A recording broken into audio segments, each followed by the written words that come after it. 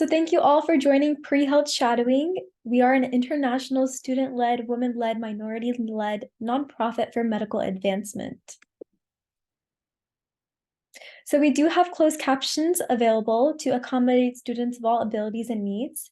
And if you have any ideas on how we could be more accessible, please email us at info@prehealthshadowing.com. Make sure to save us as a contact to keep us out of your spam and join our email list to never miss a session. And if you'd like to stay in the loop, make sure to sign up for our email list and follow us on social media. Our handles are the same for both of our Instagram and TikToks at Pre-Health Shadowing. And we do host students from all over the world, so make sure to type in the chat where you are calling from today. I am calling from Texas. And if you're interested in being a part of Pre-Health Shadowing, and becoming a student volunteer or a team member, make sure that you visit our website and you can find more information on how to apply there. You also have the opportunity to join our leadership team. We are 100% remote. You can also find the application to that on our website. Here you can see a couple of the roles we have available, but there are tons more if you see our website. If you are a high school student, you can join our high school training program, HTP, which is offering leadership and healthcare education for all pre-college learners. You can also find the application to that on our website. And if you can, please donate to help our program stay free and accessible to everyone. We do run solely off the time and donation of our volunteers. And if you have any questions at all, please type them in the chat, as we will have a Q&A session at the end of the session in which our speaker will be able to answer all of those questions for you. And make sure you are taking good notes, as we will have a post-shadowing assessment, which will be available to take to earn a digital certificate verifying your hours on our professionals course page at prehealthshadowing.com. And make sure to turn your cameras on if you are able to help make this as close to a true shadowing experience as possible. We know it is not always possible, but a little face-to-face can go a long way. And now on to our speaker, Heather, who has been a certified child life specialist since 2009. She has worked at Denver Health and Children's Hospital, Colorado, and has started a special needs ministry. And I'll let Heather expand more on that. Thank you so much. Hi, everybody. Thanks for joining tonight. I'm speaking to you from Colorado. So I'm in the mountain time zone here. If you hear any noise in the background, that's actually my family coming home from all of their activities. So hopefully that's not too disruptive at all. Like she said, I am a certified child life specialist. I am also an interpersonal whole brain model of care certified provider. So my name has a little bit of an alphabet soup afterwards. And so I'm excited to kind of talk to you guys a little bit specifically about that child life model. So I'm going to pull up my screen here.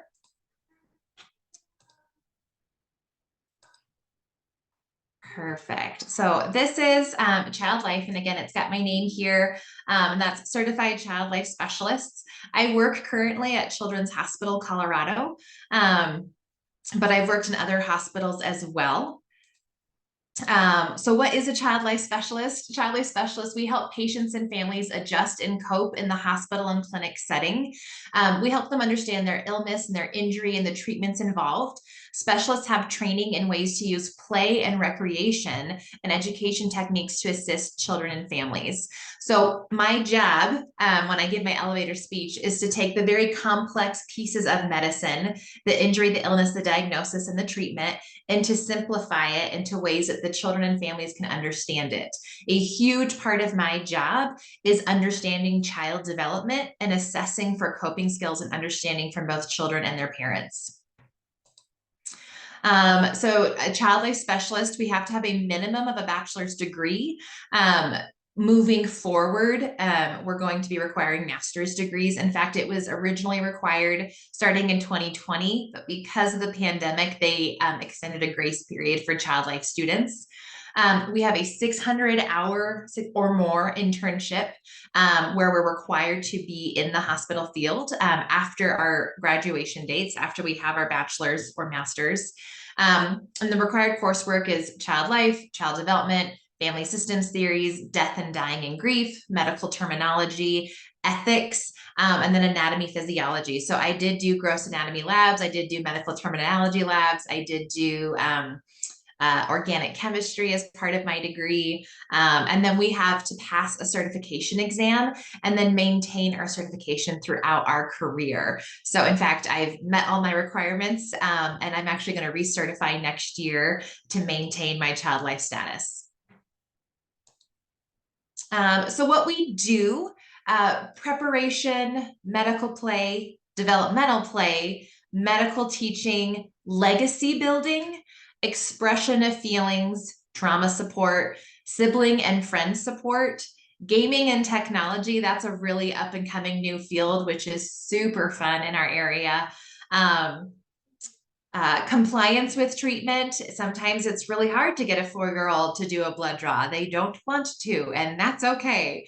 So that's part of my job, is to get compliance with treatment, procedural support, coping support, end of life support, new diagnosis teaching, and then what we call adaptive care plans. Adaptive care plans were actually originally developed out of Cincinnati Children's, but since then the top children's hospitals across the country use them as a means of supporting children with abnormal development, with special needs, with high anxiety. So they have icons that show on their medical chart for all medical providers, so that they know they have an adaptive care plan for them.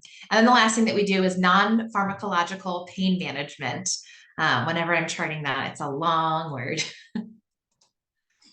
So for preparation, we provide developmentally appropriate and times for teaching patients and siblings about upcoming procedures and events. I do a lot of surgery tours. So before a patient will have a surgery, I bring them to the hospital ahead of time and I show them the different areas of the hospital that they're going to see. I explain parts of their surgery. I really stress the NPO, meaning that not eating and drinking anything, because that's for their safety. So I go over all of those pieces. We walk through their 5 senses. What are they going to see, feel, taste, smell, and hear? We use what we call soft language versus hard language. So in very medically accurate professions, they'll say things like a CAT scan or an IV catheter. And in child life, I'll say it's a CT scan. Because for a child with concrete thinking, if you tell them they're going to have a CAT scan, they want to know why you're all of a sudden taking pictures of their body, because the last thing you said is that you were taking pictures of a kitty cat. Because that concrete thinking means that they don't understand that medical jargon. When you say IV catheter, they don't know what that means. So on my badge, I have a catheter and I say, it's a bendy, wiggly straw that moves inside your body. So that's what soft language is describing things to children in a way that they understand. I never tell kids that they're going to get shots because that's associated with guns and gun violence. I tell kids that they're going to get vaccinations, and those come with pokes. So that's examples of soft language that we use. We're very positive focused. We focus on the skills that kids do have, and we talk about how we can utilize those to help them through their medical experience. We talk about mastery, and we give kids a sense of control while they're in a hospital, especially for that toddler preschool range, giving them that sense of autonomy and control. It's a high priority, and that's how we get cooperation in our treatment. So a sense of mastery in the hospital experience is very critical. And then parents' involvement. We really are constantly advocating for parents to be involved in their child's care. For many children, their greatest fear coming to the doctor or hospital is being separated from their caregiver. And so we're constantly advocating for parents to be involved, whether that's comfort holds, whether that's going back for induction for anesthesia, whether that's lap exams, whatever we can do to involve the child's safe person, we want to do that.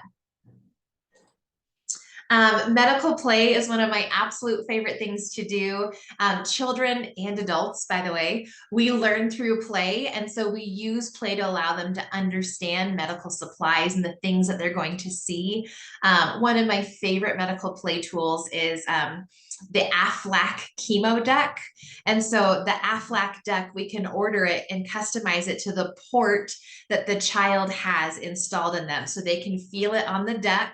And then it's got a Velcro flap that will open and they can see what their port looks like inside their body, but it's in the Aflac duck, the little chemo duck that we have. And so we practice starting ports first on their duck, and they can help us access their duck's port. And some of the Aflac ducks, which are really fun, the chemo that goes into the duck is like a glitter solution, so that it goes in and then we can extract it back out so the kid can push it in each time. And that's fun because they want to normalize what's happening to their bodies. So we do that with toys and stuffed animals.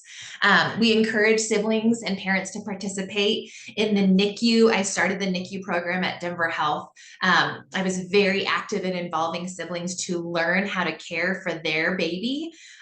Because there's a high instance of readmittance of babies who get discharged from the NICU and they come back to the PICU later. And so to avoid that, we want to do family education, and that involves sibling education, talking about washing their hands. So one of my favorite activities to do with kids is I give them glitter, because glitter is everywhere. And so I'll put glitter, green glitter on one child's hand. I'll put red glitter on another child's hand and blue glitter on a different child's hand. And then we do something simple like play a board game or build a small puzzle. And at the end, they look and they see they have all the colors of glitter on their hands. And it's a great representation of how germs are shared. And so we wash the glitter off with water and it doesn't really come off. But then we wash the glitter off with soap and it actually comes off. So it's one of my great ways of teaching kids about germs, sharing germs, and how to prevent sharing germs. So I do that a lot with NICU siblings is a really fun activity. We normalize medical equipment and things that they would see. And again, we give that sense of mastery and control. So they understand when they walk into a room, that's an IV pole. And that bag hanging is hanging as saline, and that wiggly tube goes into the straw in my brother's arm, and that's giving him drinks of water to help his body feel better. And so we like to normalize the medical equipment that they'll see, so they have a sense of control when they walk into the room and not fear. Everything we do is driven by children, so it's child-led and child-guided. And so one of the things we also do is we give them room to talk about misconceptions. We draw pictures about what they're afraid of at the hospital. One of the number one things that kids draw is needle injections in the eye. That's the number one thing I would say kids are afraid of and they talk about. So we talk about, oh, well, when you get your vaccine, where do you normally get that poke?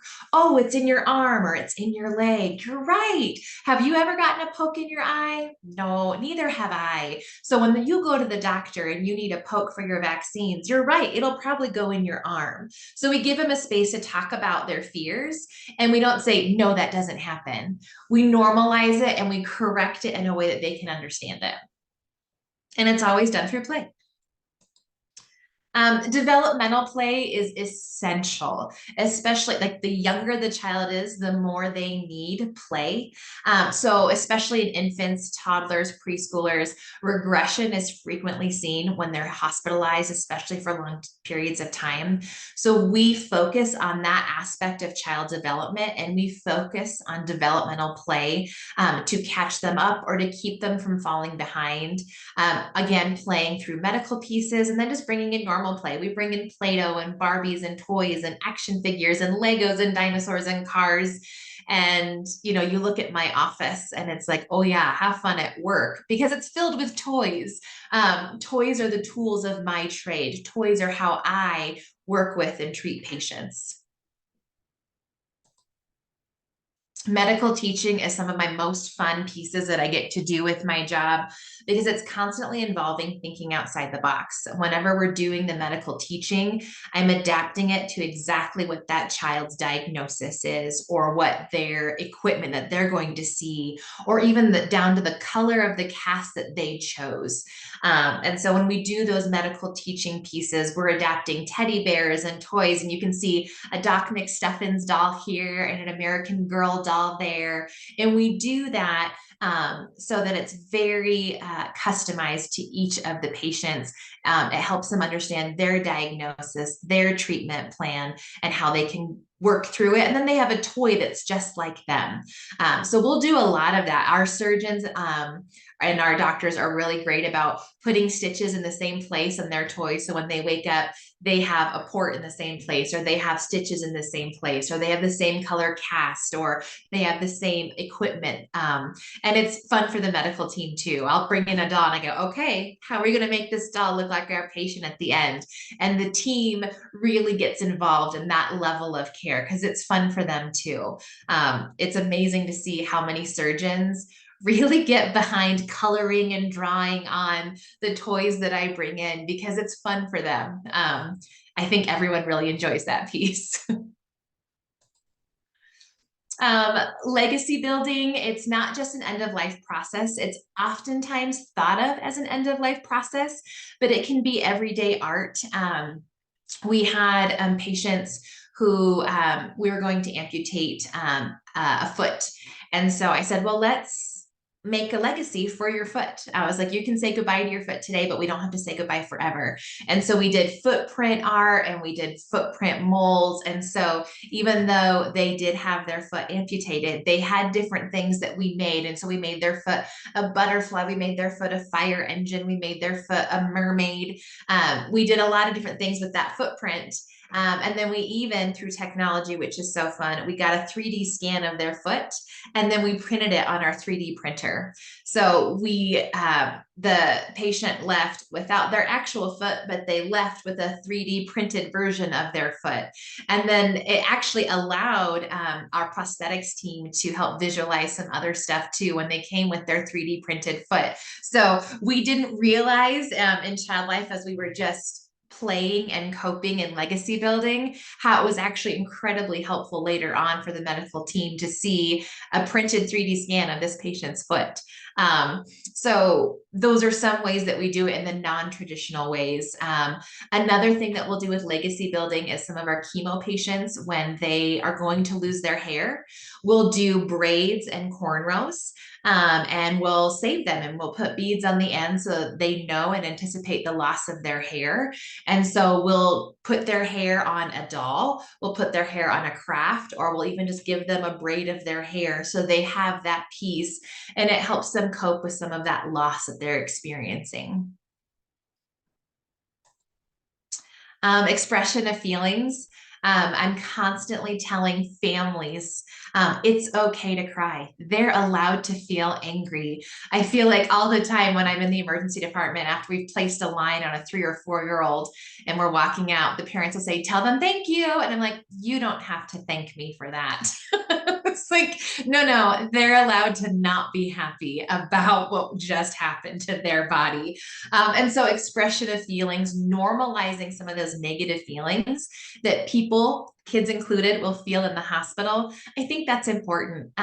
We also provide parent breaks. So I'll go and I'll talk with parents, and it's amazing how many parents are just on the verge of losing it, but they're trying so hard to be positive for their kid.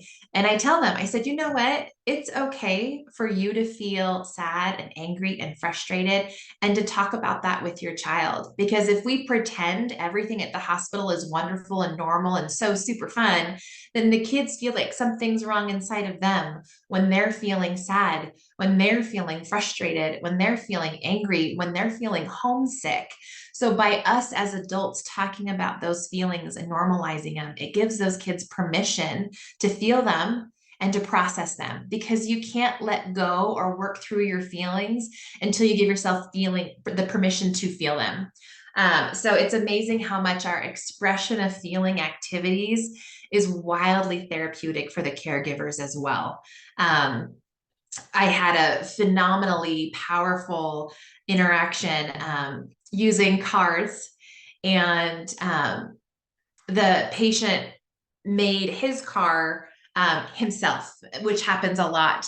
And he was saying how his car was sad that the mommy car wasn't there, and the mom was there. And the mom goes, yeah, here's what happened for the mommy car today. And she, through use of cars, she talked about how she had to go to work and she had to drop stuff off and she got stuck in a traffic jam. And, so we use these obstacles that were very visual and concrete and tangible for this child to understand why his parent wasn't there at the hospital until much later. And it was therapeutic for both of them. They both talked about their feelings, they both cried about their frustrations. And it was healing and therapeutic for both of them. So, expression of feelings is when I get the time to do that well with patients and families, it's one of my absolute favorite things to do. Another fun place I get to do it in a short period of time is I joke with my emergency department staff about foreign body removals. They're my absolute favorite in the ED because I go in and it's, a 3-year-old with a bead up the nose. It's a 6-year-old with a Lego in the ear. It's a 5-year-old who swallowed a penny. And I go, tell me about what happened. And when they tell me, well, my brother left his piggy bank out. I'm like, yes, tell me more. I love that this is immediately your brother's fault, even though you're the one that swallowed the penny. And he goes, and he had all of his monies out. I'm like, yes. And what happened to those monies? He goes, well, I wanted to sniff them. Obviously, logical choice. You got to sniff the monies when they're out. And he goes, and then it smelled funny. And I said, yeah, what did it smell like? He goes, I don't know, but I had to taste it. And I was like, oh, okay. So giving kids this permission to talk about their own logical sequence and not looking judgmental on my face, it allows the healthcare team to understand more about what happened. We'll understand, oh, there's actually possibly 4 different monies that are in his belly right now. So let's make sure we're letting our radiologists know when they're reading the x-ray that there's more than just one money. Or, and after you smelled the monies, then what happened? Oh, I found a bead and I shoved it in my ear. I'm like, oh, here we were looking at your tummy, but we should also probably look at your ear. So by me giving kids this space to talk about their thoughts and feelings in a non-judgmental place, it better informs our healthcare. And so I can come out and be like, guess what? We're also going to need to do an ear exam because little Timmy shared with me that he got curious in a bunch of places. So it's fun for me as I get to hear that child psychology piece come out. But it's also very helpful in for the healthcare team that someone knows how to talk to kids and listen so that kids will talk.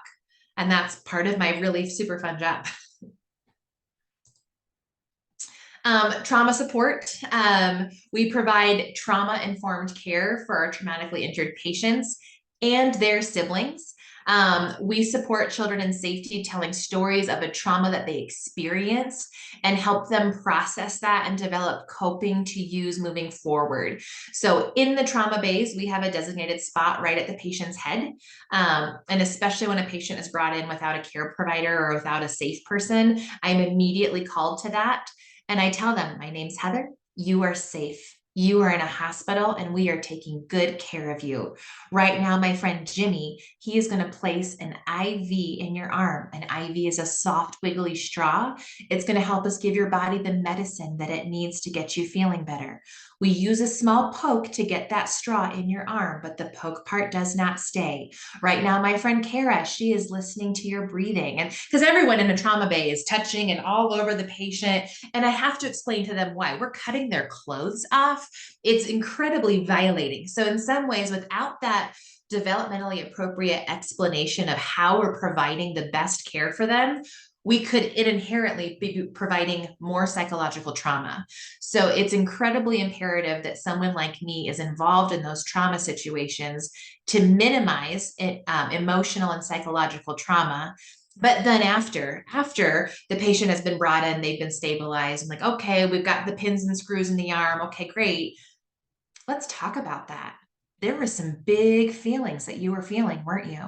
Tell me about that experience. And then as they talk about it, I go, okay, tell me what was hard about that. Tell me about that fear when you couldn't see your mom. Tell me about that bumpy ambulance ride. And we'll use toys just like you see on the screen to talk about that. And we'll uncover misconceptions and hidden fears that we know about. I could feel the ambulance was driving fast and I was scared because I didn't have my seatbelt on, and my uncle died in a car crash because he wasn't wearing his seatbelt either. And so for me, that goes, okay, we have previous trauma that we also need to process about the loss of a loved one. And so we need to talk about normalizing wearing our seatbelts or being in our car seats, but why in the ambulance this one time it was okay to not be. And so that process of trauma support, it's incredibly informative. It's very deep work as you listen to children and their greatest fears. And oftentimes getting to the hospital, that's done without their safe person, without their parent or their caregiver. And it's literally them living their worst nightmare. And so I'm talking them through that, and that's hard, but it's really good work that I do so that when they come for their follow-up appointments, or when they come because they have the flu and their fever won't break, or if they come back to a medical setting, we don't want them reliving vicarious or their other trauma because it was never worked through before. So me working through that trauma with them, normalizing, giving them space to talk to those feelings, provides and creates the hospital as an emotionally safe place for them. It's not just the place that they were traumatized and it stopped there. It's a place that they experienced trauma, but then we worked through it so that they know it's a safe place to come back to. Sibling and friend support. I talked a little bit about this. Developmentally based teaching and support for siblings and friends to promote healthy coping and understanding. A lot of times we do this with our kiddos in hematology and oncology. We'll go to their classes and we'll talk about how they have a compromised immune system, which is why they're wearing a mask all day long at school, which is why we have hand sanitizer in the school now. Now, before COVID, those things weren't normal. So COVID was a little bit of a blessing because it allows us to kind of normalize wearing masks, hand hygiene, social distancing, which are all the things that we advocate for and we do with kids who are immunocompromised. So for us in the child life world, we're like, wow, this has all been normalized to the entire population. How great is this? But that's something that we used to do a lot more of before we all got socialized to that and desensitized to that. But also talking, a recent thing that it was actually for a friend. Their baby was born with a limb difference. So their baby's hand was born without a hand on the left side. And so I sat down with her older boys and we talked about how their little sister was going to be born without a hand. And we did crafts and activities using only one hand. And we looked at ways that we could adapt and play games using just this hand and then just this arm. And so I normalized what it would be like for them to play with their baby sister before she was even born. So that they knew when she came out, she was still wildly capable of all these great things, and they could still have all these hopes of playing with their little sister. They just might adapt a few of those things to adjust for the fact that she had a limb difference. And so that's something really fun that we get to do. Denver Health, that is actually a general hospital. And so I would also do that for children of adult patients.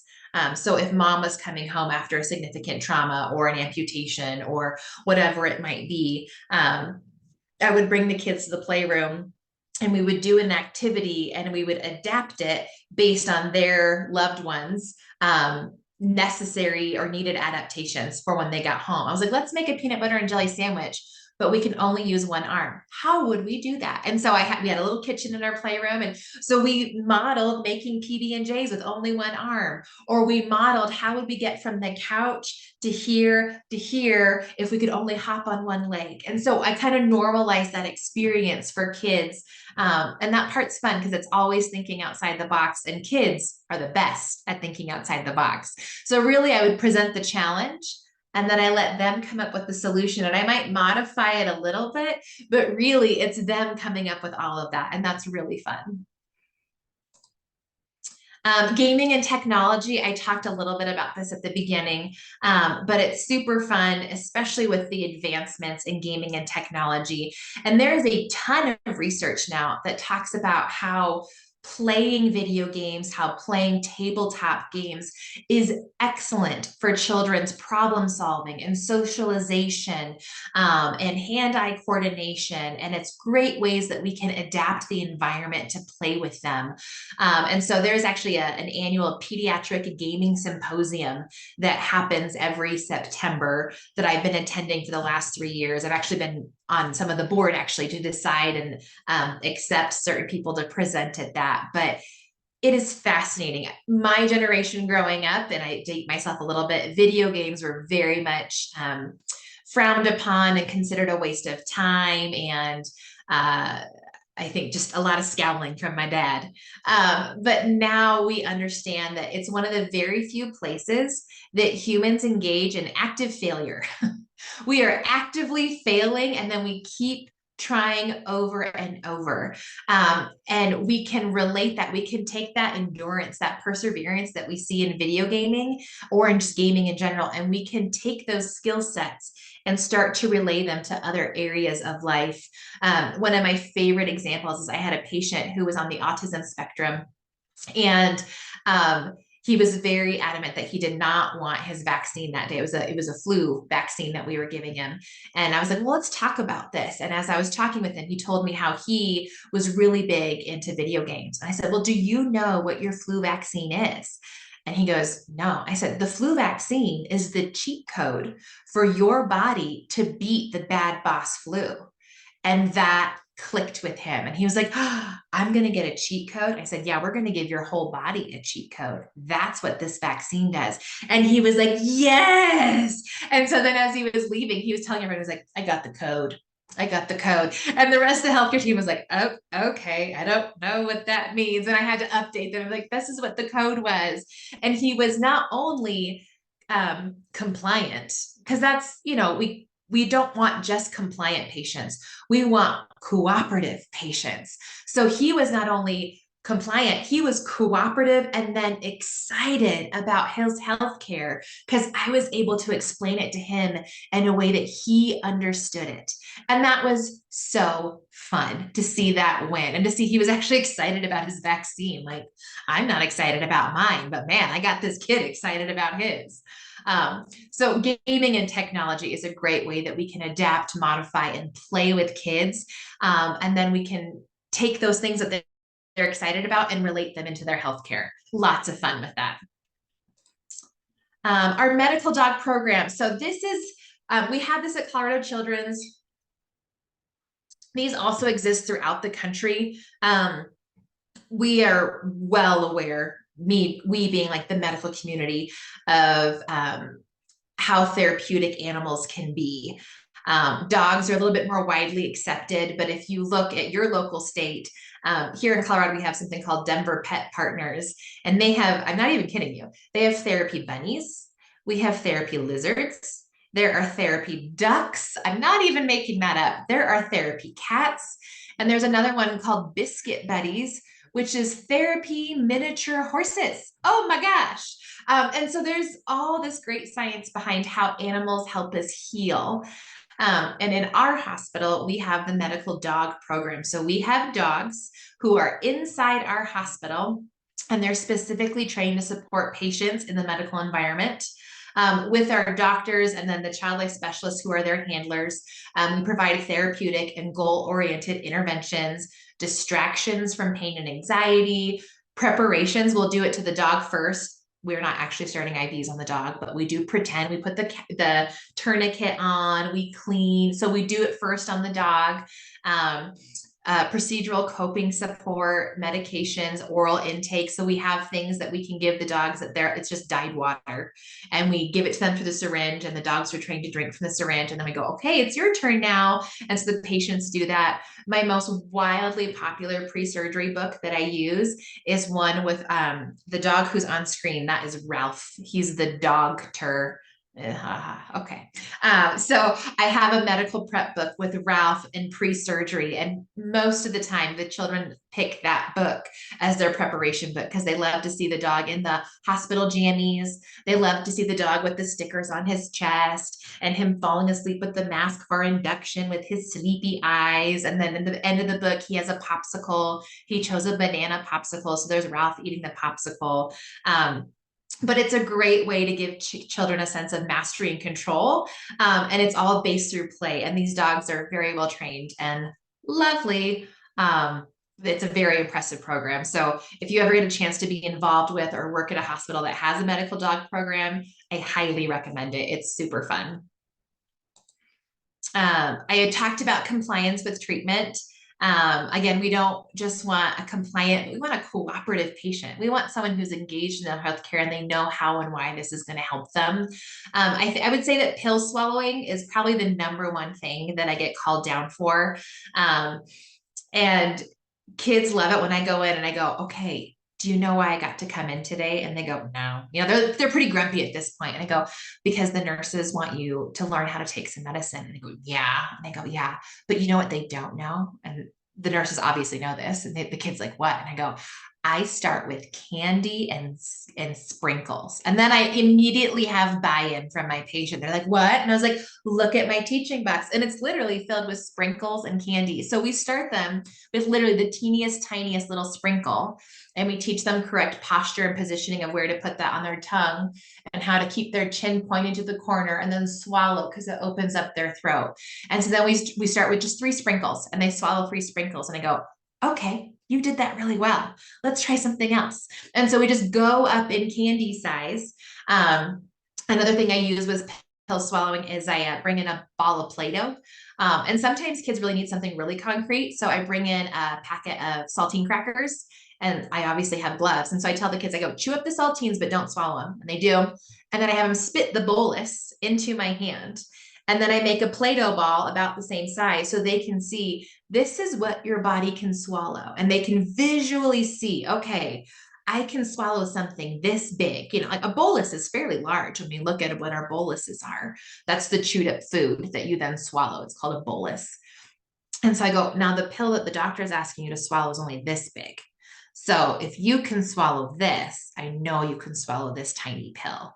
And with that visual understanding that they're not going to choke, and then we start practicing with sprinkles and candy, I get so much buy-in on pill swallowing. Kids actually really love the pill swallowing practice that we do. We do a lot with scheduling, and then that normalization teaching. Marshmallow shooters, that's what you see here. That's with our respiratory kiddos, and we're really trying to get force in those lungs. We have them literally shoot marshmallows across their room to try to, we set up targets and cups and all kinds of stuff, but it gets them cooperative and excited about their breathing treatments because they're actually just playing target practice with marshmallows. And they may or may not sneak a few while we're doing them. So that's some of our compliance with treatment pieces that we do. Coping support. Deep breathing, guided imagery, mindfulness, relaxation techniques. I told my husband, I came back, gosh, this was just last week. I had a patient in the emergency department and she was 9 and she had fallen off a playground and there was concerns for vertebrae fractures. So vertebrae, those bones in your back, that they were possibly fractured or broken. And so I went in and the adult who was with her that day was her stepdad. And apparently she didn't have a great feeling about her stepdad. She didn't love him. She was like, I am over this dude. I'm like, okay. So it was my job at that point to be her safe person until a different safe person could arrive for her. And so I just walked her through deep breathing exercises and I walked her through relaxation techniques and I lower my voice. I lower my rate of speech. I do a lot with just my voice to control the environment.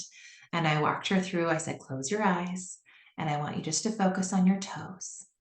Wiggle your toes and then relax your toes. And then we went to her feet. We went all the way up her body. And this was while we were waiting for her pain medication to kick in. And well, actually to be ordered and then placed and then kick in.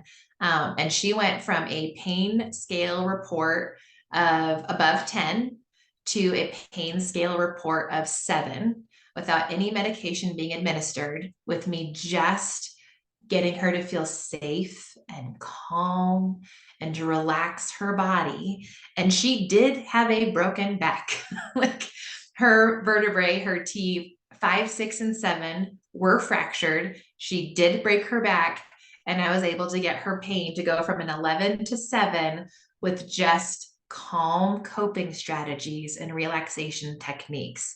That would also go in that non-pharmacological pain management, but it is amazing, especially in children, when you think about how kids can have imaginary friends and how kids can get so distracted in their daydreams.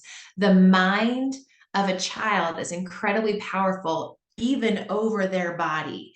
And so I can use that to my advantage as a child life specialist and get their creative brain engaged and focused on something else. And it helps distract them from their pain, or it helps distract them from their fear and anxiety. So these are all different things that we use to distract or create alternative focus for patients. And it's really fun. It's incredibly powerful and really fun. Procedural support. This is a picture. This is an example of a position of comfort. So this is a child who is concerned about an ear exam. So you can see the medical provider there is looking in the ear while the child is on the mom's body. The mom is the one helping hold his head still, while our child life specialist, Megan, is using a light spinner as a distraction. And this is incredibly powerful because the child's with someone that they feel safe. They're distracted by bright, spinny lights, aren't we all? And the medical examiner is allowed to see in, a very difficult place to actually see an image, and they're able to do it in a safe way because the child feels safe and the mom's helping hold still. So that's a position of comfort. Coping skills, preparation. So this child life specialist, Megan, she would have told the kid exactly what they would have felt. We would let him touch the otoscope and the piece on it so that he knew that it wasn't sharp or pokey. We would have shined the flashlight and let him shine the flashlight. We probably would have had a toy that we would have demonstrated it on, like a teddy bear or something, where he could have looked in the teddy bear's ear. And then something else we use is something called Buzzy. It's a little, I actually have one here, but it's a little, I say it's a toy. It uses vibrotactile stimulation, vibration, to vibrate intensely. And we use that as a strategy to numb or overwhelm the brain with those sensations. It's called the gateway theory of pain. And when you overwhelm the brain with sensations, it can't process the pain stimulation as much. So we use Buzzy to help vibrate for any kind of poke, vaccine, IV start, taking stitches out. That helps. Sometimes when we're removing pins or screws from ortho patients, we'll use Buzzy, but it's very helpful. And it just kind of just floods the brain with other sensations. So yes, the brain does process pain, but it doesn't process it as much. So that's one of the things that we'll use too. Supporting end of life situations. So this is both and. So when a pediatric patient's dying, we are there.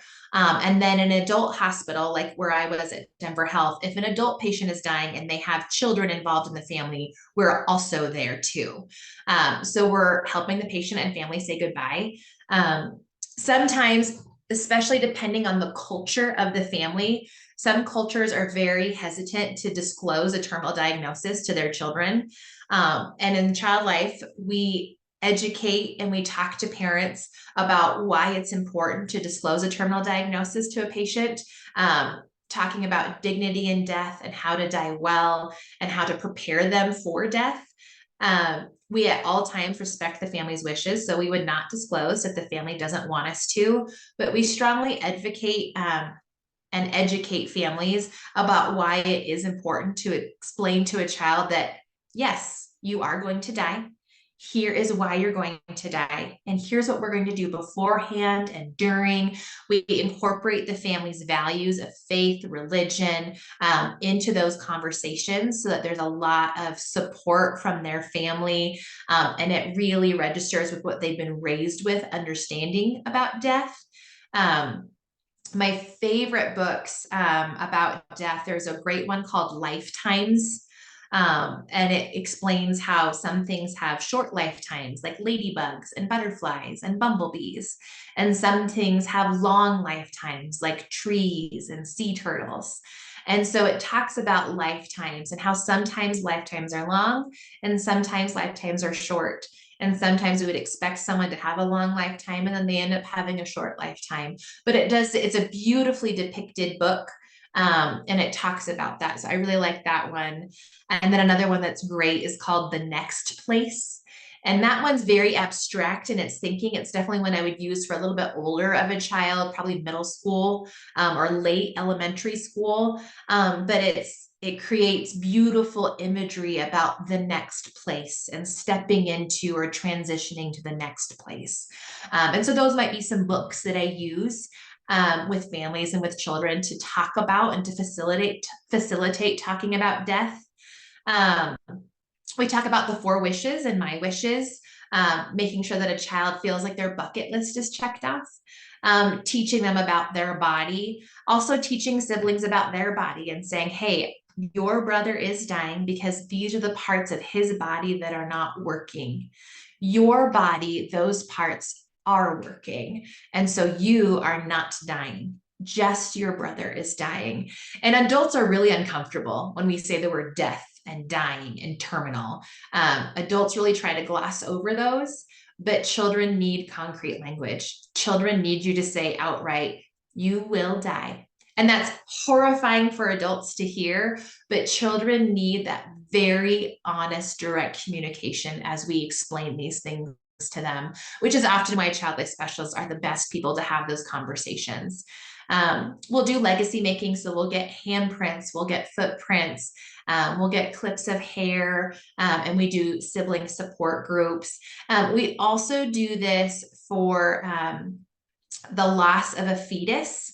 When siblings are expecting a baby to be born, and then that baby is either going to be born not alive, or the baby needs medical intervention to be born, and the parents don't get to bring that baby home. We'll have those conversations about how the baby died or why the baby died to help children understand that. Those are very difficult conversations for parents to have. I think oftentimes, mothers especially, they feel a sense of shame or that there's a something to blame there. And so by allowing a child life specialist to have that conversation, we can facilitate that in a way that there's no blame and there's no shame. And it's just truly understanding the process of how sad this is, but also why did this happen and how can we incorporate the legacy of this unborn baby at home and still carry that on at home. There's a great book called Empty Cradle, Broken Heart that talks about that. And I utilize that when there's a fetus that's passed or a baby that's passed. And another one called Something Happened. And that talks about the loss of a pregnancy late term. And so those are books that we'll also use when we talk about those things with kids. Adaptive care plans, like I talked about, this was initially developed by Cincinnati Children's, but now it's used pretty much all across the pediatric world. So it's proactive, specialized support for children with autism, developmental delays and disabilities, children with behavioral needs or sensory needs. It's just a child life specialist that creates this plan. So child life specialists will meet the patient in the hospital. We're like, oh, wow, this wasn't a great experience. Let's make sure we make your next ones better. Let's look at an adaptive care plan. And so the parents partner with us in Child Life to create an adaptive care plan. And then there's an icon that pops up on that patient's chart. At my hospital, it's a yellow heart. That's why I keep doing this. At other hospitals, I'm sure there are different icons. But it alerts anyone from the registration staff to the medical assistant, to the nurse, to the physician, to the surgeon. Everyone sees, hey, this patient has an adaptive care plan. We will advocate for not having the medical ID bracelet put on their wrist. We will advocate for minimizing people in the room, shortened wait times, scheduling during less busy times, explaining things to them first then, doing pictures so that kids can understand the process visually as well as we're explaining it auditorily. I provide things that preferred items, so preferred toys, and we encourage encourage families to bring preferred snacks. Child life specialists are there during appointments, clinic time, surgery. So I'm heavily involved in my hospital's adaptive care program.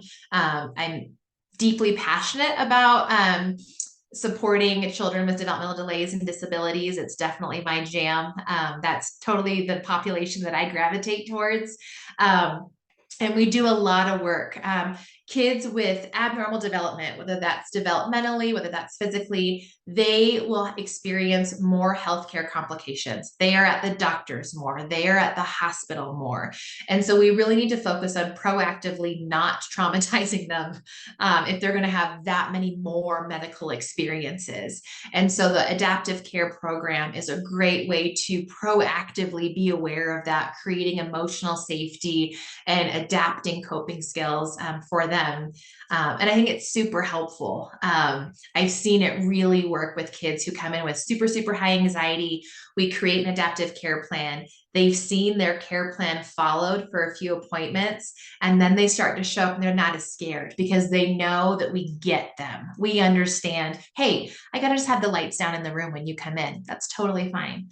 I get that you need to have your headphones on and loud music blasting, but I also know you're still listening to me while that's happening. So they feel safer when we're adapting this care plan for them.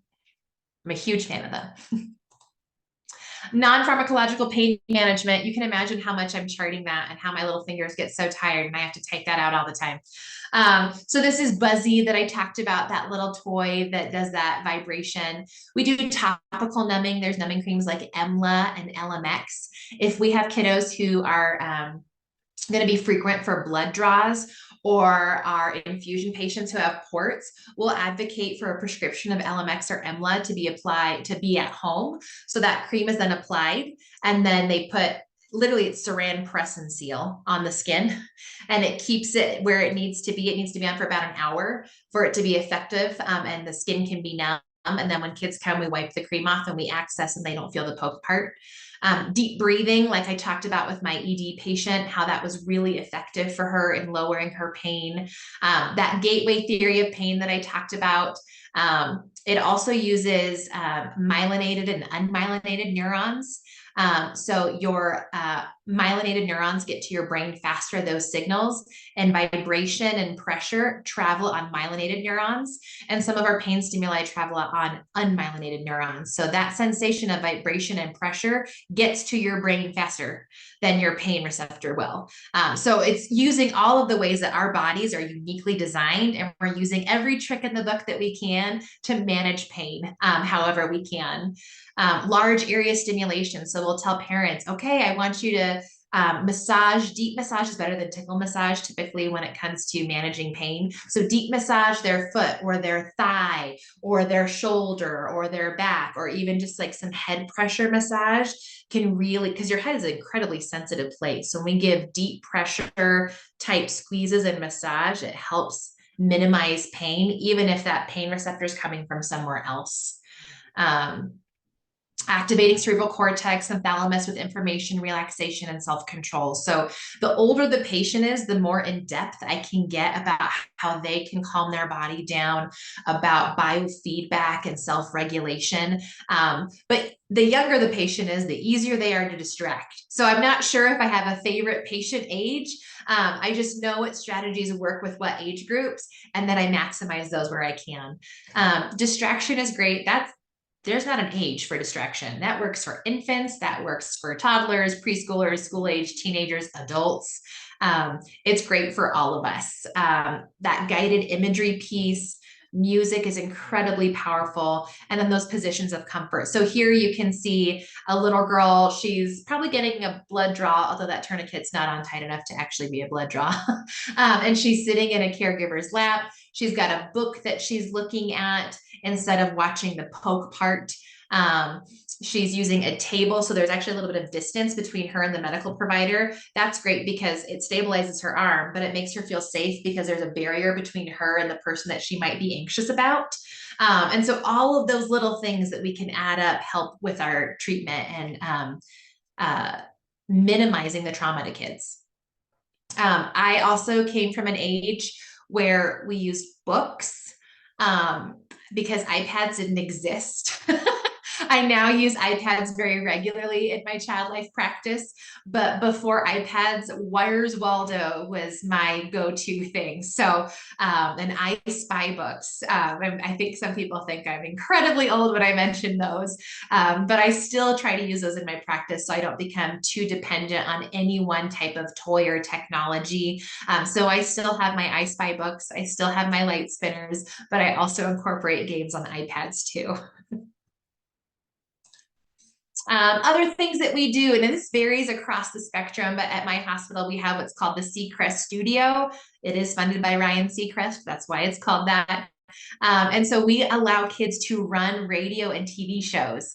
And so here, this is a patient, and she's running a radio show with Ed Sheeran, the musician. And this happened in our studio. So this was incredibly fun for her. You can imagine a patient who's like, oh, I have an NG tube. I can't go out. I can't this. I can't that. And we empower them. They're like, but you know what you can do? You can meet a celebrity and you can host an entire interview with him in our radio studio. How empowering was that for her? Clearly, she had a hoot. But we do all kinds of things where we're reframing kids and we're showing them all the things they can do. We have our teen tween zone where they have a place where they can go and play therapeutically. Now, if they have a communicable disease, they can't go here. But if they're not contagious, they are absolutely allowed to come here and play. We do prom. I did our prom this year. It was a night under the stars. I know it's the cheesiest thing you've ever heard, but we had so much fun. We rented out our local children's museum and we had donated dresses and we had makeup and hair artists who came and the kids got dressed up and we had professional photographers and it was so fun and the kids were so engaged. And many of these kids, they can't go to their own school's prom or they couldn't go to a typical prom, but they could come to ours. That was really fun. Teddy bear clinics.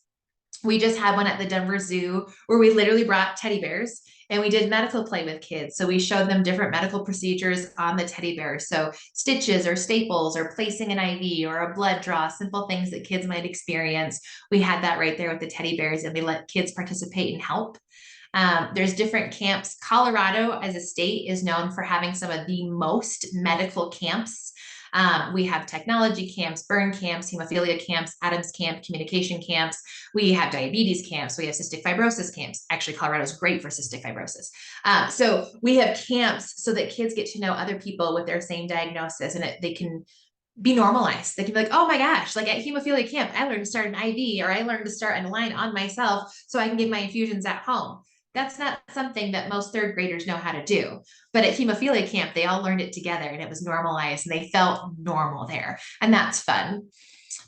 Beads of courage. This is oftentimes we use this for kids who get frequent pokes immunization or frequent pokes, infusions. A lot of hematology oncology kids are part of Beads of Courage. So they get a bead each time they get a certain kind of infusion or a port access or this. And so it initially starts, kids are like, oh, it's a bracelet. And they're like, oh, it's a necklace. Oh, it's a belt. Oh, it's a jump rope because they've just got beads, beads, beads galore, but they like it. And so each time they do something hard, each time they're brave, they have a tangible token that shows I did that.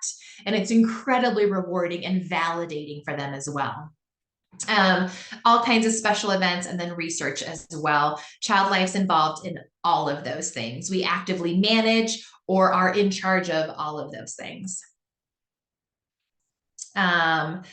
I know you guys are across the country, but when you're looking at volunteering, getting experience, a lot of children's hospitals have a long wait list for their volunteers because everyone wants to go and snuggle babies. I encourage you guys to look at other alternative programs that are in your area. In Colorado, a great one is one called Nightlights. It provides free respite care, which is an incredibly needed service to children with special needs, and it includes their siblings.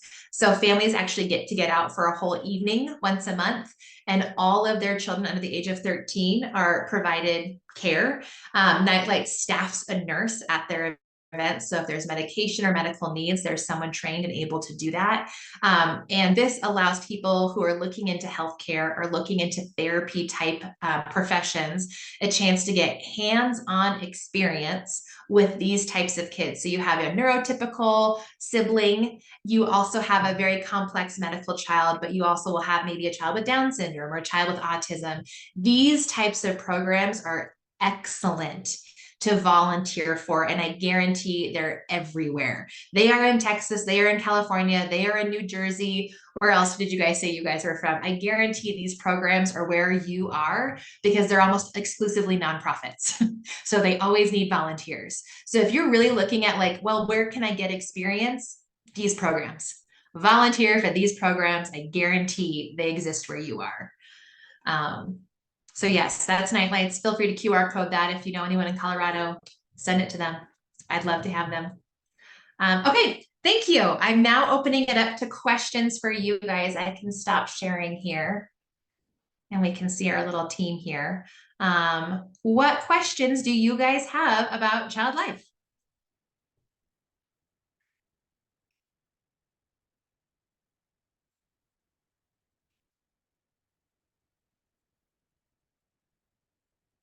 Oh, Michigan. That's where I did my internship, by the way. I was in Grand Rapids at the Helen DeVos Children's Hospital, if you're familiar with that. My cousin is actually a pulmonologist there. And he was just telling me that they bring in outside child life specialists to their adult cystic fibrosis patients, because now someone with cystic fibrosis has a much longer life expectancy than they used to have.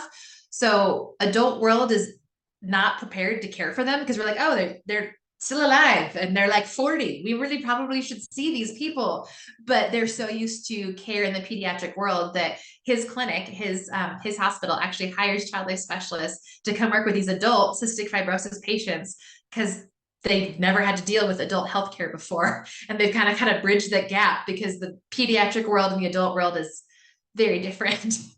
So in Michigan, I know that they use child life specialists for adults, at least for cystic fibrosis patients. So I get told all the time, people wish that there was adult life because they love the types of explanations and the level of care and detail that we have. And I tend to agree with them.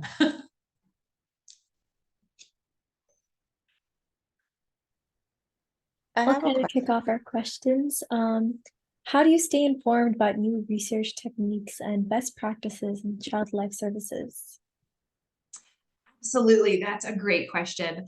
As I mentioned, part of our job is, or part of our licensure is continuing our education. So I am constantly looking for pediatric symposiums. Like I said, that pediatric gaming and technology symposium. I've attended that the last few years. Being in the hospital, it's really nice because in pediatric world, that's where a lot of the advancements are. It's where the funding is. People want to make advancements in children's cancer research and children's illnesses. So there's all kinds of new treatments and new things that are coming out, which means I have to learn about them so that I can explain them to my patients. I also work at a research hospital. So there's new and ongoing research. I'm involved in no less than 3 research studies right now myself. So that part's fun.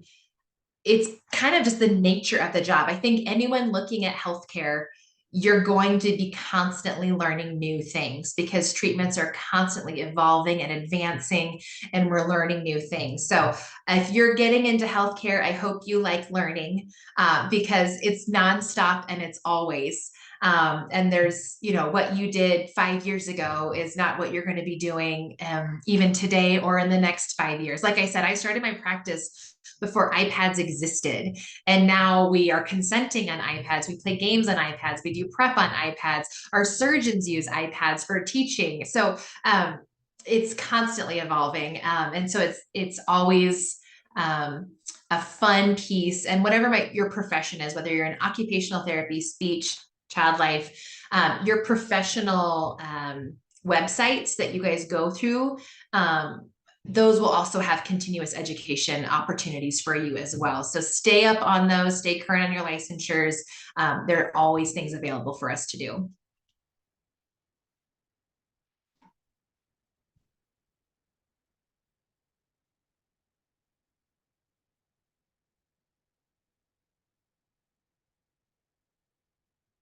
Feel free to unmute or type any questions in the chat that you guys may have. I'll go ahead and give us another question. How do you address cultural diversity and sensitivity in your interactions with children and families? I think that's really important. I work for a hospital and we have a great DHEI group of people and committee who we're committed to that. I'm very mindful of the types of toys I bring in with my patients. I want my toy to look like my patient if I'm using it to teach them about their body. So that matters for gender, that matters for skin tone, it matters for age. I would not use a Doc McStuffins doll to teach an adolescent female about her body because that's not the right age group. So I'm constantly aware of that. And I'm also aware that I don't know all the things. I don't know all the cultures. I don't know that. A wonderful example was I was preparing a mother and daughter for an MRI, and the mom was going to go into the MRI room with her daughter, and the magnet is always on. It's never off. The TV shows are always wrong. The MRI is always on, and so is the magnet. There can never be metal in there. TV shows and movies drive me crazy. But as I'm preparing her for this, I'm like, okay, we're going to have you change into our hospital. I call it our high fashion hospital attire as a joke because we can't have any metal even embedded in the clothing. And the mom goes, okay. And I said, do you have any jewelry on? She goes, no. And she goes, oh, I'm a Hasidic Jew. I'm wearing a head covering. It's a wig and it has metal clips in it. Is that allowed? I'm like, no, that is not allowed. She's like, okay. And that one day, instead of having our female technologist, we had a male technologist. And she goes, I cannot have a man see my hair. And I was like, okay, I will find a head covering for you. And so I sprint up to the surgery unit on the second floor and I got a non-transparent bonnet that she could wear after she removed her wig so that she wasn't showing her hair to another man. I sprint down and I got it, so it's just being aware that, oh, I need to flex and adapt to this. Okay, no problem. I can figure this out. I think in a more rigid structure, at least, even 20 years ago, they would be like, well, you just can't come. And that's not, no, we can find a way to work around this. So being sensitive to the cultures, I do ask a lot of my teenagers, especially because we have something called the True Center. I ask them what pronouns they prefer, especially before we would do anything about end of life care. We would always talk to families first about their beliefs, their culture, and what types of things would they like to incorporate into the hospital. We have chaplains in our hospital, but our chaplains do not know specific religious prayers. And so if that's incredibly important to that family, I want to honor that and find a way to bring their religious person into the facility to conduct the ceremonies and things that are important. So a lot of it is asking families and checking in with families. And a lot of times I'll acknowledge the patients. I go, you can see my blue lines because my skin's so light that you can see my blue lines. When I do an IV teaching, and if I have a patient who has much darker skin, I'll tell them, I can't see your blue lines, but that's where that stretchy rubber band on your arm, it allows us to feel where your blue lines are. So even though you can't see them like me, and I acknowledge that there's a difference because that matters. Because if they're like, golly, I can't see my blue lines, are they just going to stab me with needles until the end of time? I'll talk about, no, you can see my blue lines and we can feel yours. So I acknowledge some of those differences too in my prep work. Yeah, that's amazing that you do all that. We have another question in the chat. What type of trainings did you have to go through in order to advance in this career path? Well, like I said, I have a bachelor's. I'm actually currently getting my master's right now because I think as I was looking at in child life, whether I was looking at teaching or doing anything outside of the hospital, almost everyone wanted me to have a master's degree. And I was like, okay, so I can teach in the hospital and I can train our interns with just a bachelor's, but anything outside of the hospital, I was like, I need a more advanced degree. So I'm currently getting my master's to do that. I recently, if you see all the alphabet soup after my name, the interpersonal whole brain model of care certified provider, I just actually got that licensure this year. And so that was just something I pursued to look at how to care for kids with different development. How do we work with different developing brains? How do we adapt things for them? And that was just a passion of mine to pursue that population. I think advancing in child life or anywhere in the medical community, it's being willing to learn new strategies, learn new techniques, learn new diagnoses, learn new approaches. So really, really like learning if you want to go into healthcare, because you'll never, ever stop. And I think with that mentality, with the constantly being a new learner, you'll do well in any of the healthcare type fields. Yeah, definitely. And then another question by Brandy. How did the pandemic impact your ability to work with patients since you could only interact with so many people during the height of it? So the pandemic, golly gracious, what a roller coaster that was, guys. um, the pediatric world, when COVID was first hitting in that March, April timeframe, and it was hospitals were inundated and flooded, we weren't seeing that in the pediatric world. Kids were not being impacted at the same volume and level that adults were. In fact, we were preparing our emergency staff team. We were preparing and brushing up on how to deliver babies because we were afraid some women not wanting to go to adult hospitals would come to the children's hospital. And with EMTALA law, you can't turn them away if they're in active labor. None of us have delivered babies. And so we were like, okay, so here's how would we incorporate child life? And I was like, I would coach them with breathing. And so we learned new skills of what might we need to learn. We severely adjusted our budgets. Once we started seeing kids with COVID, once we started seeing some of the kids with those respiratory illnesses that were really severe, we couldn't use reusable toys. If a toy went in that room, that was it. That was their toy forever. And so we significantly adapted and adjusted our budget to get more one-time use toys where we were just bringing them into the room and that was it and that was yours. A lot of PPE. We were really careful to make sure that we had all had our mask fit tests done and that we had the appropriate N95 masks and we knew how to don and doff all of our equipment safely. Because we could no longer use volunteers to go into some of those rooms, it fell to the child life specialists, especially that developmental play piece. In pediatric world, we use a lot of volunteers to step in and I'll tell them, hey, this kid play these types of activities or these types of games, and then the volunteer will go and play so I can go see some of my more critical patients. We didn't have that opportunity. Volunteers weren't allowed in those rooms. So in some ways it was very enjoyable because I got to go back to that developmental piece and I was playing Uno again and I was playing Skippo and Sorry and really engaging in some of that developmental piece and play, which I normally didn't get. I don't always get the chance to because we're so busy. Last year is when we saw the pediatric surge, and last year was our 2020, what the adult world saw. It was incredibly challenging. We took over our infusion center to make inpatient beds for kids there because we were completely full. We would have kids waiting in our emergency department for sometimes 24 plus hours waiting for a room to be open, and we're just trying to keep them breathing and alive.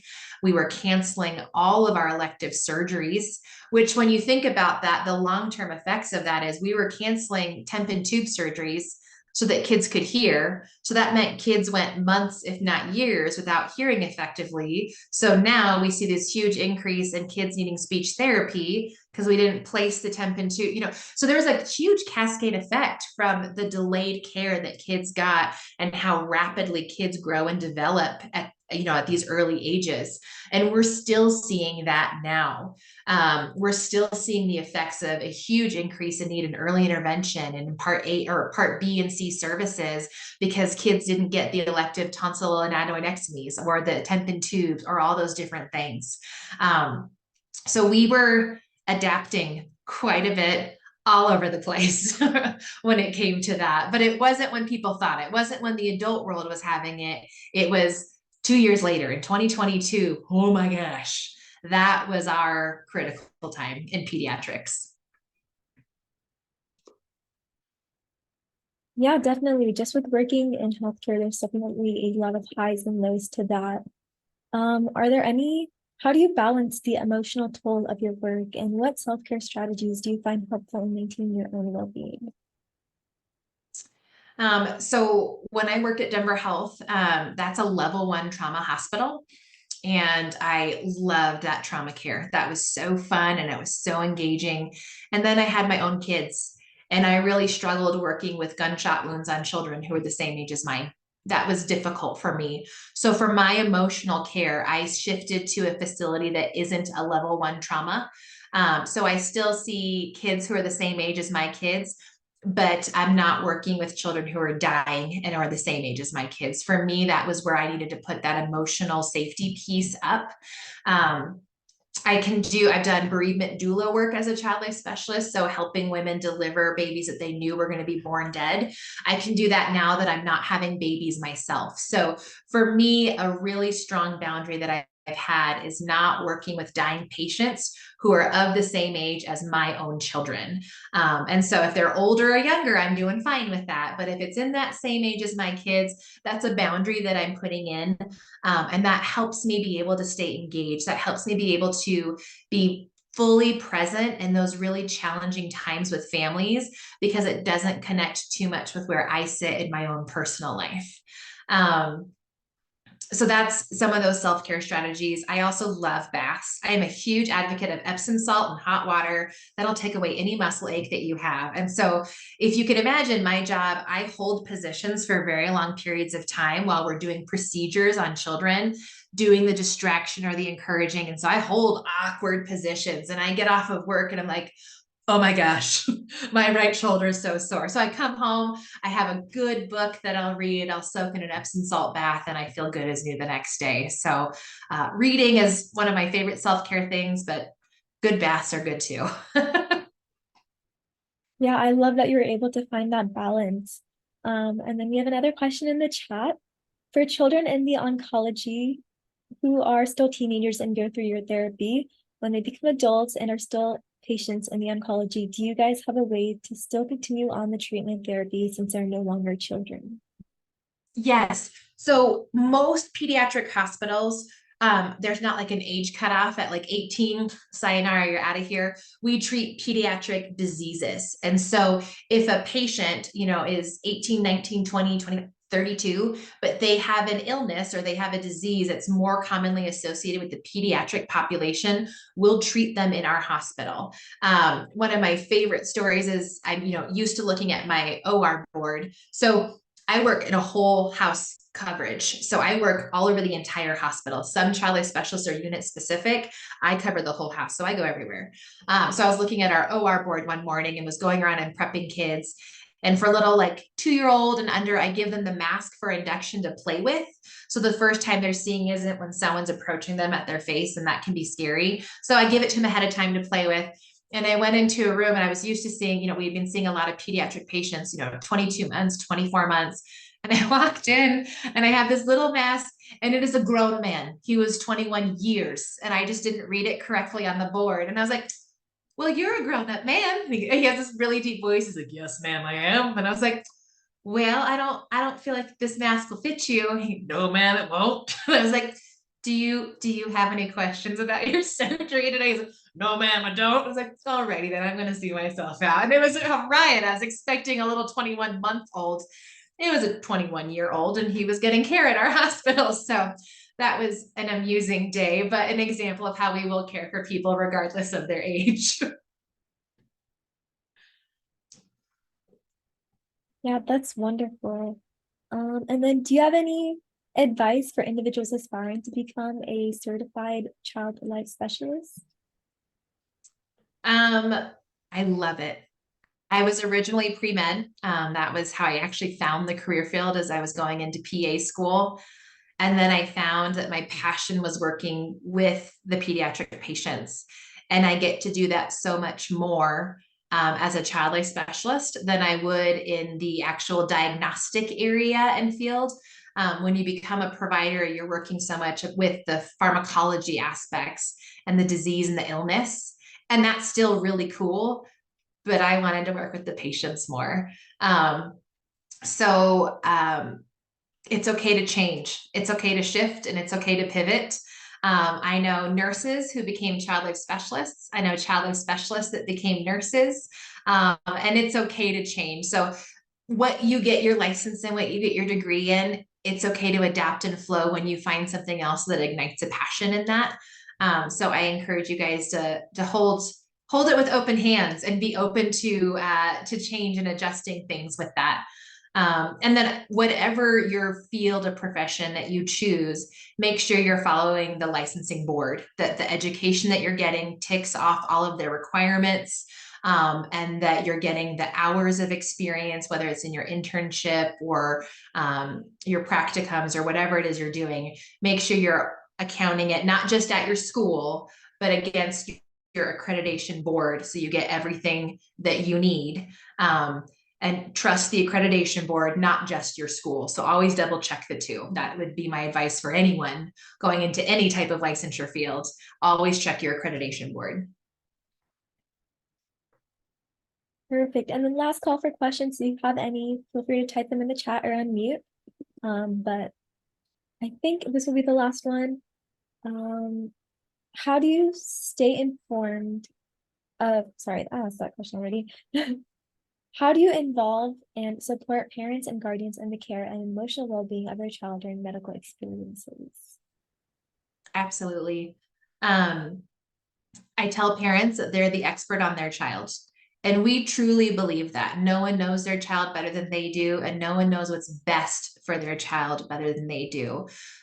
So involving parents in the child's care is absolutely 99% of the time the best thing for that patient. And it can get tricky. It can get tricky when we have foster care and adoptive parents, and some of those rights to sign are in limbo. But if I have a bio mom and she still has the medical authority over her child, but foster mom brought that child in, I'm involving both. Like, we need both involved in that care because that's what's best for the kid. And sometimes that means we're coordinating with social work and doctors and multiple people, but it's worth that work to do that. We have a great family navigator program at our hospital that helps us with that and involving the whole wraparound care of our patients. But I tell families all the time, no one knows what's best for your child better than you. So you are expert.